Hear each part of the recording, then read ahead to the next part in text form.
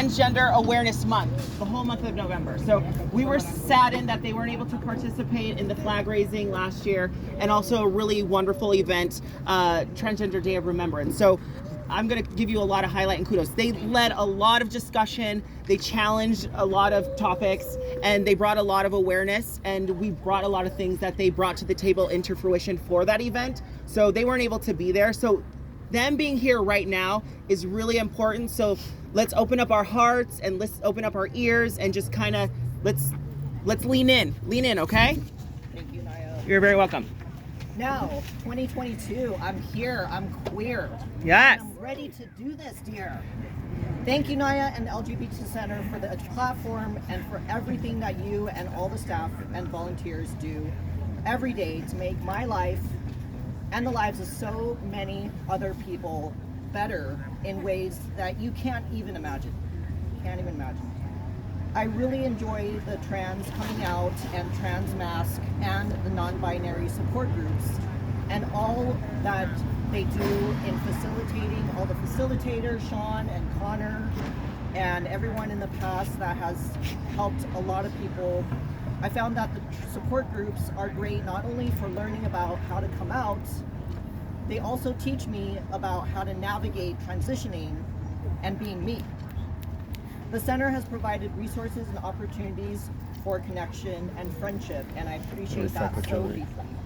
You all inspire me. You inspire us. I love you, Naya. Can we give her and the center a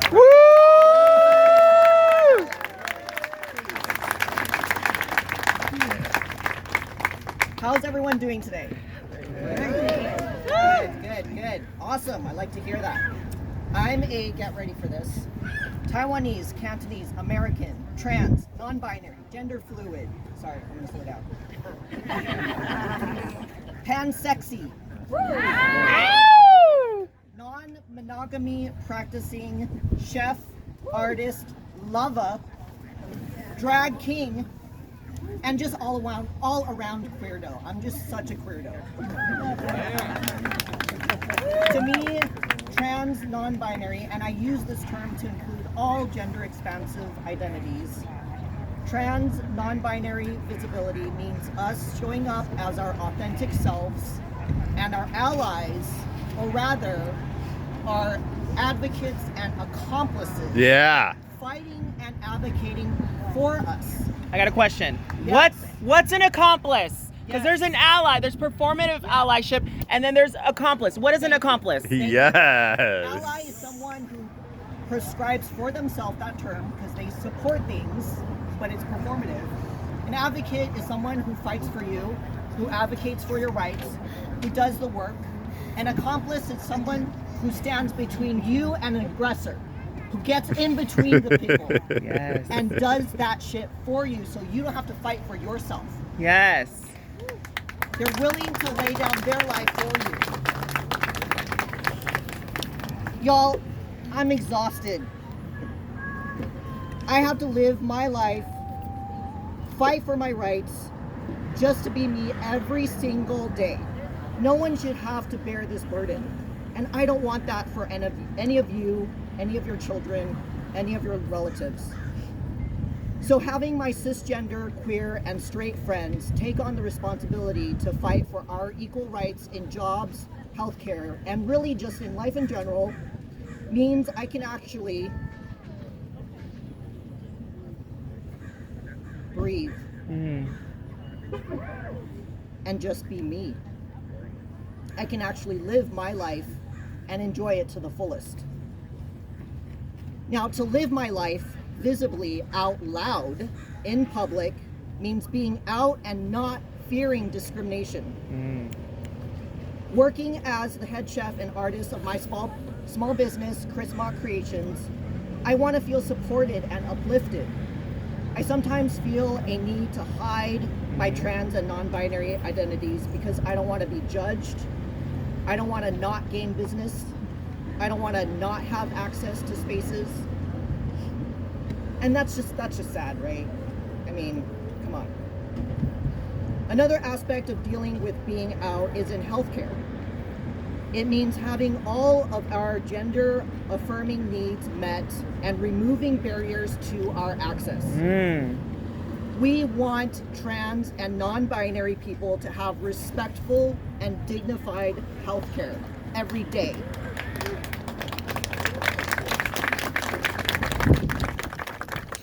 And we also want that for all marginalized communities.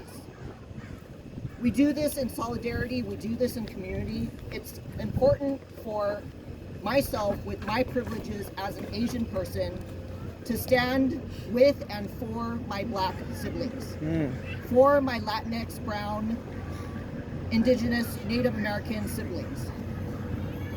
Why do trans people have to jump through hoops, red tape, or be blocked by gatekeeping when accessing healthcare? Why do I have to get letters of recommendation from my doctor and my therapist in order to get gender affirming care? Those are not required for cisgender and white people wanting hormones or surgeries. Speaking of therapy, which has such a stigma around the word, right? If you take it out, it's really just communicating our feelings and working towards improving ourselves and our relationships. So therapy and hormone replacement therapy, or as I like to call it, hormone affirmation therapy, or HAT for short, and gender affirming surgeries should all be included and 100% covered by insurance, because those are things we need, not in addition to, not secondary to who we are. They are things we need just to be ourselves in the first place. You know what I mean?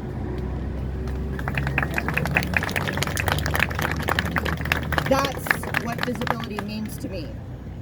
Being treated with equity in all aspects of our lives so we can live as our beautiful, authentic selves and be seen and be proud. Now, is that too much to ask?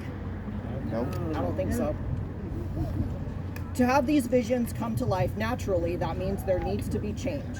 There are 3 major areas I'd like to see change in San Diego, and really anywhere and everywhere, as it relates to trans and non-binary needs. 1, in the healthcare field, which I've touched on already. 2, in politics and day-to-day life. And 3, in social events. First off, again, with healthcare. You can tell I'm very passionate about this because I have been discriminated against in this area. Change needs to happen from top down and also from the ground up. Policies in healthcare need to come from nationally, the national region, down to the local regions, to hospitals and clinics, and then to each and every individual healthcare worker. Doctors, nurses, therapists, surgeons, they all need to be freaking competent, compassionate, and better educated on trans, non-binary matters. They think they know, but they really don't. So, talk to your doctor, talk to your nurse, talk to your therapist about treating trans and non-binary people with equity and respect.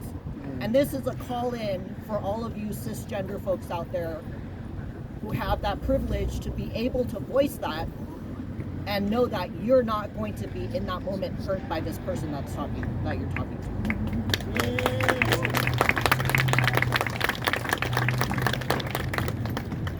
Alongside that, I asked my friends, family, and community members to help me by supporting my medical processes, like calling and advocating for me with insurance or healthcare providers, finding knowledgeable trans supportive doctors, surgeons, and therapists.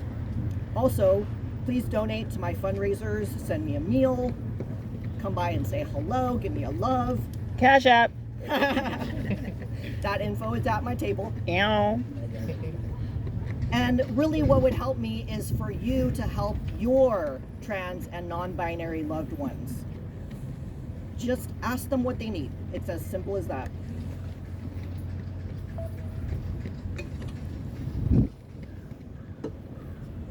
I want to see healthcare providers trained to treat us respectfully and with dignity, and that goes for anyone really. In 2015, in the largest trans and non-binary inclusive survey in the world, conducted by the National Center for Transgender Equality, it was found that nearly 1/3, 33% of the respondents who saw a healthcare provider had at least one negative experience related to being transgender, such as being verbally harassed or refused treatment simply because of their gender identity. And this literally just happened to me last week, when a gynecologist told me that she would not be able to perform a hysterectomy on me because unfortunately right now it's elective. Be the freaking F. Sorry, I'm just so upset by her response. And, you know, in that moment, I was so in shock and disappointment that I didn't even have the words to tell her, this is for my gender affirming process. This is for my gender dysphoria. What would give me gender euphoria is for you to support me in this and not just answer my questions. 1/4, 25% of the respondents of that US trans survey didn't even seek healthcare due to fear of being mistreated by healthcare providers. I just can't believe it's that high. Yet I know it's true because of how I have been and my friends have been treated. And that's not even to go into like insurance and all that mess. Healthcare providers need to use our real names, our pronouns, and anticipate and prioritize the needs of trans people. Believe the man who says he doesn't need a prostate checkup because he doesn't have a prostate. Believe the woman who says she does not need a pap smear because she does not need one. And for those who don't designate any genders on their forms, believe that what they're asking for is what they need. Do your homework, ask questions, and learn from your mistakes. It's as simple as that. Secondly, in everyday life and in politics, improving trans and non-binary visibility means having more inclusivity and representation for all gender expansive folks. We are often left out of discussions or tacked on as an afterthought. We need to take center stage, claim that spotlight as the wonderful, I don't know if Amber St. James, Mix Amber St. James has so graciously and boldly done. Be counted and be included. That's why it's so important for all trans and non-binary people to take the US Trans Survey that I mentioned before. In San Diego and all over the country, we need to spread the word that it'll run from May 16th to June 12th. The information gathered will help change the system and improve our lives. The data from 2015 has been used by decision makers, healthcare workers, nonprofit organizations, and the media in many different ways. Now, more than ever, as we're becoming more comfortable with coming out and being visible, it's so much more important that our entire community be represented and represented accurately. You can pledge now at ustranssurvey.org to take it and be ready on May 16th. Say it again, louder. ustranssurvey.org and be ready May 16th. Okay. Mark it in your calendar. Please share that with everyone because you never know who might be trans or non-binary. You can also discuss, support, and vote for ballot measures that aim to improve the lives of trans and non-binary people. Encourage and support your trans, non-binary friends to run for office.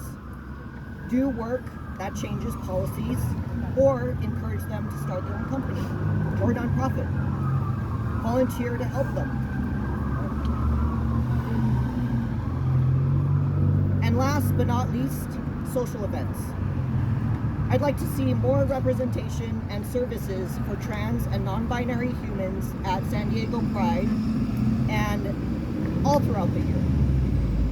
I ask you to advocate for more trans and non-binary guests to be invited and welcomed to our city for speaking engagements, educational and empowerment events, and performances. We're here today to support our trans and non-binary communities, so please make a pledge to yourself or to a loved one that you will do something to help a sibling out.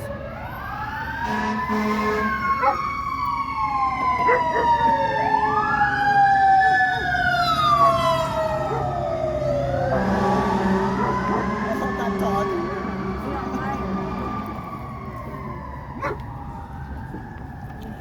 So, do something to help a sibling out. And speaking of helping a sibling out, I'm going to interrupt my own speech for shameless plugging. I started Chris Mok Creations officially in 2019 after having worked in restaurants for over 8 years. Working alongside misogynistic, patriarchal men, head chefs, restaurant owners, has really taken a toll on me.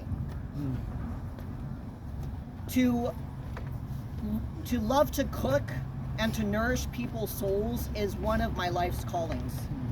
So I decided to leave the restaurant world and, hey, why not do it with my own catering company, right?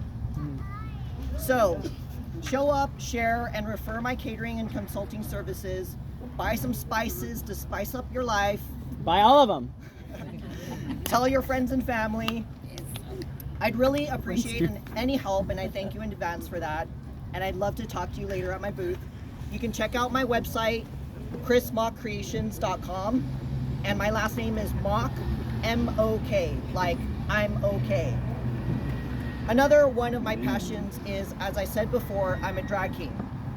Or in actuality, I'm Hung Real Low's agent. Having Hung Real Low be an alter ego persona of mine has been crucial in my discovery of what my actual gender identities are. So, Hung Real Low's been performing since 2008, starting in Oakland at the White Horse Inn and Bar, if any of you are from the Bay Area.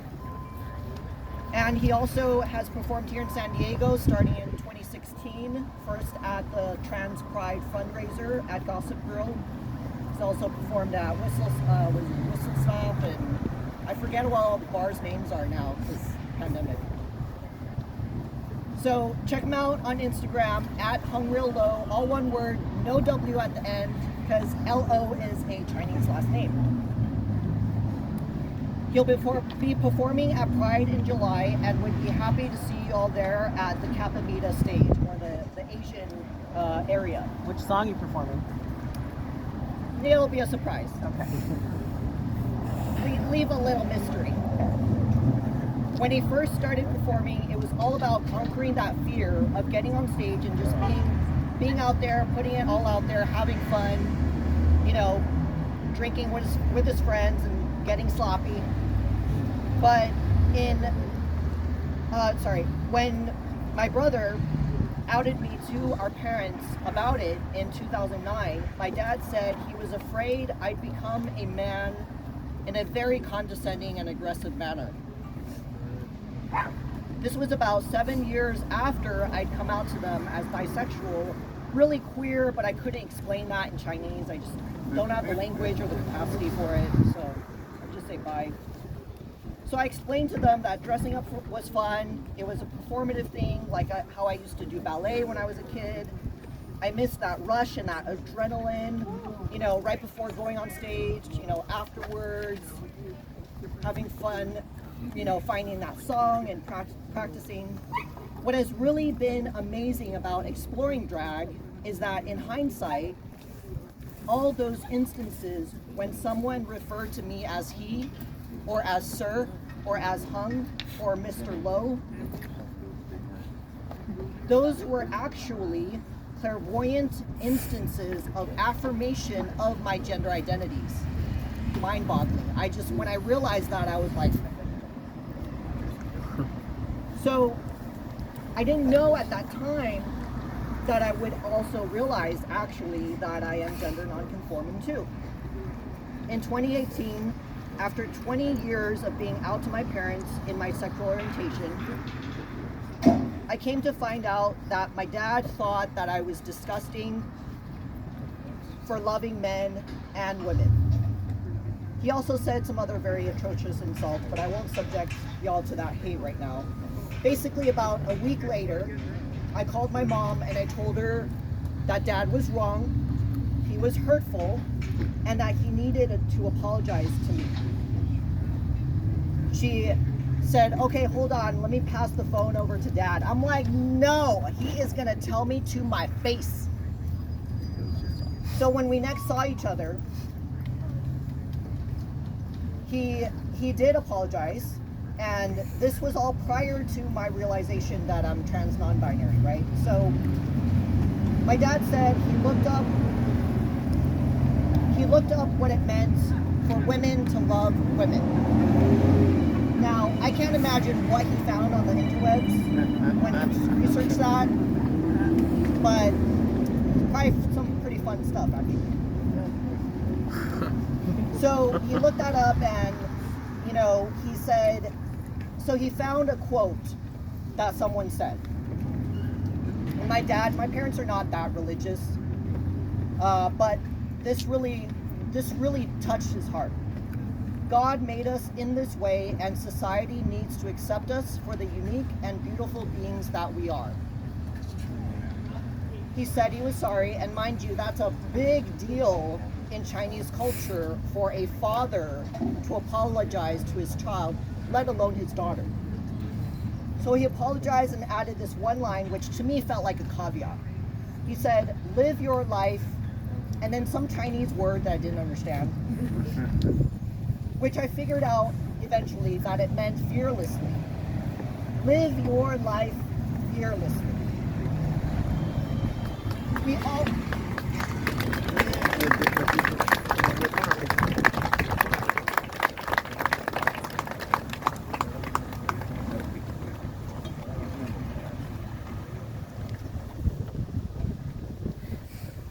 Say it again.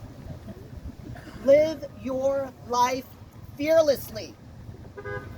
We always would talk about work, so I know that's the context that he meant it in. He would always say, go Mei Xiao, go, which is Mei Xiao is like a little nickname that he had for me, which I tell him not to call me that anymore because it means like little sister little. But he would always root for me and say, go, little sis, go. And I took his words to heart, and a few months after that, in January of 2019, I finally did the damn thing and I registered my business officially.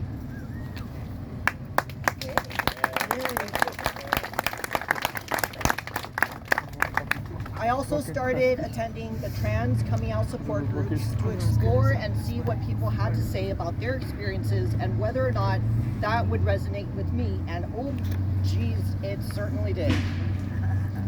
In 2019, after what felt like forever, I finally came to terms with myself and accepted myself for being trans and non-binary.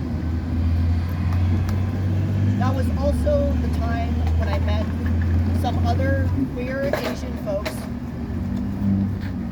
That was also the time when I met some other queer Asian folks who had the same desire to find others like us to start an organization. As Naya said before, I'm a co-chair of the Queer Asian Pacific Islander Middle Eastern Desi American Coalition.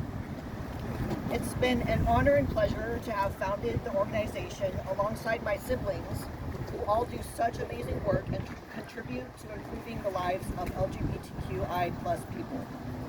You can find QAPIMEDA on Instagram at QAPIMEDA. I know it's another alphabet soup thing. Sorry about that. No, sorry.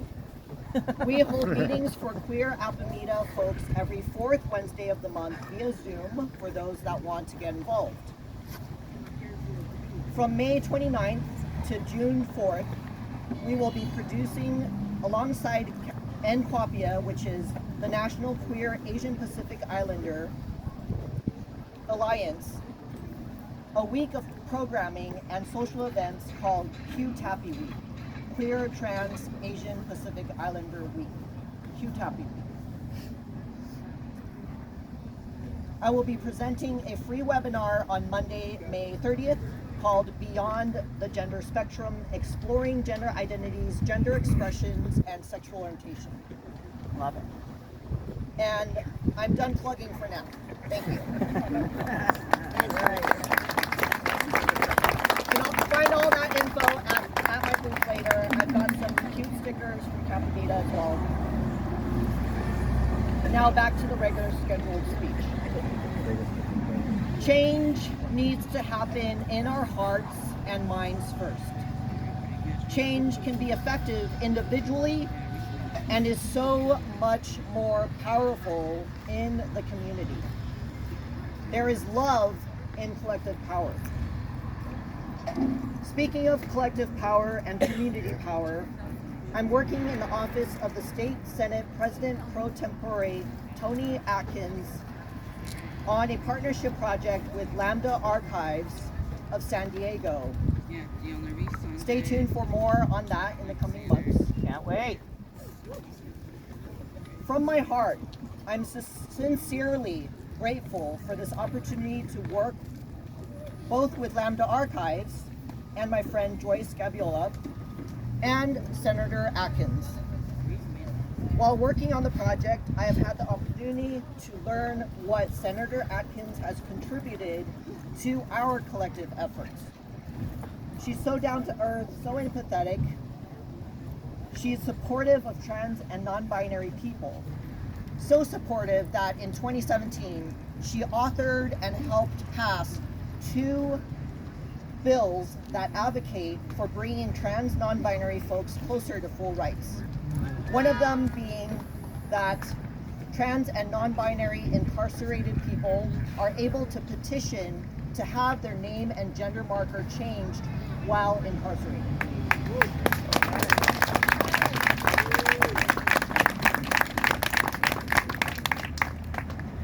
She also authored a bill that makes it so that people on their death certificate can have their real name and real pronouns on there, their gender marker on there.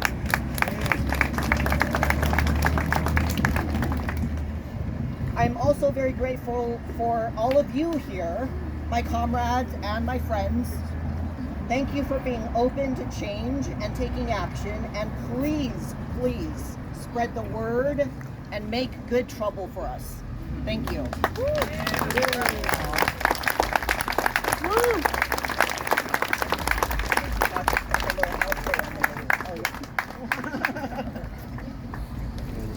Hey, thank you all so much. And so rent is due tomorrow. And in the spirit of that, make sure to buy all of Chris Mok's, let's buy all the products that you bought, right? Excuse me. In addition to that, since I'm feeling like policy is your love language, is Chris Grease still here?